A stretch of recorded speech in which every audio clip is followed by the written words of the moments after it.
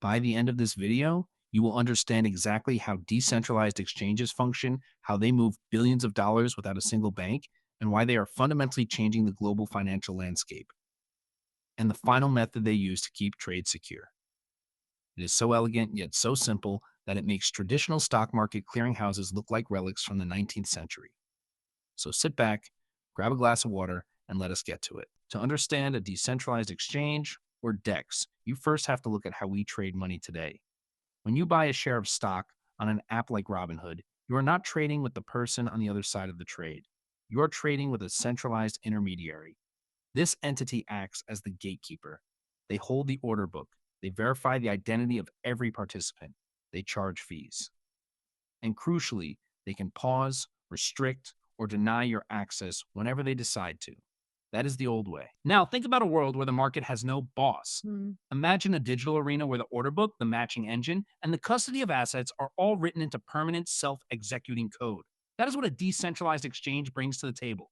Instead of a CEO or a board of directors, you have a set of smart contracts running on a blockchain. These are just automated agreements that execute when certain conditions are met. No permission required, no central server to hack, no one to call if you want to trade at 3 a.m. on a Sunday. It is just you, the code, and the liquidity pool. Let us start with the first mechanism that makes this possible, the liquidity pool. This is the bedrock of how decentralized trading survives without a middleman.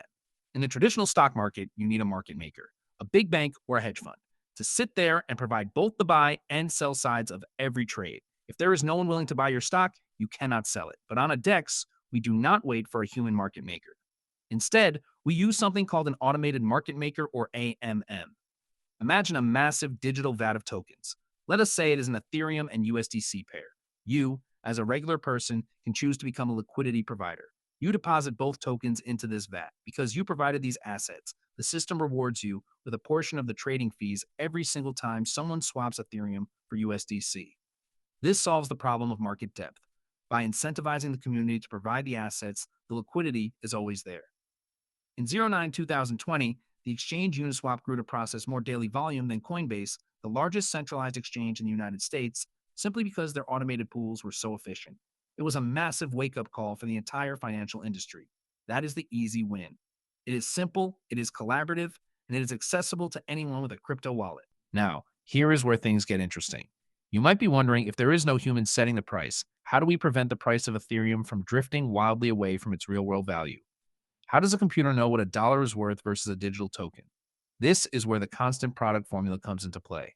It sounds like a complex math problem, but it is actually a beautiful piece of logic. The formula is x times y equals k. Think of x as the amount of Ethereum in the pool and y as the amount of USDC. The product, k, must remain constant. When you want to buy Ethereum, you add USDC to the pool. To keep the product constant, the pool must automatically release some Ethereum to you. Because the ratio of the two assets has now changed, the price automatically adjusts. If you try to buy a massive amount, you deplete the pool, the ratio shifts significantly, and the price you pay rises exponentially. This mathematical slip serves as a natural deterrent against clearing out the entire pool. It keeps the exchange self-balancing. You do not need a central authority to update prices because the math itself creates the price discovery mechanism. If this is clicking for you, and you want to understand more about how these systems govern themselves, hit the subscribe button. I release videos like this every single week to break down the complex mechanics behind the financial tools of the future. All right, now for the one I have been saving for you. This is the part that most people miss, and it is the real secret sauce of decentralized finance. We have talked about how liquidity pools work and how the math keeps prices stable. But what happens if the price on the decentralized exchange is different from the price on the big centralized exchanges? That is a massive opportunity for arbitrage. Arbitrageurs are the unsung heroes of the decentralized world. These are individuals or automated bots that constantly monitor prices across every single exchange in existence. When they see that Ethereum is priced at $2,000 on Uniswap but $2,005 on Binance, they jump.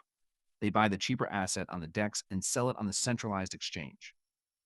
By doing this, they soak up the price discrepancy, forcing the price on the DEX back in line with the global market. This arbitrage activity happens in milliseconds. It is a relentless global feedback loop that forces decentralized exchanges to reflect the true global price of any asset. You see, The DEX does not need to know the price of gold or stocks or currencies. It just needs the arbitrageurs to keep the ratios balanced.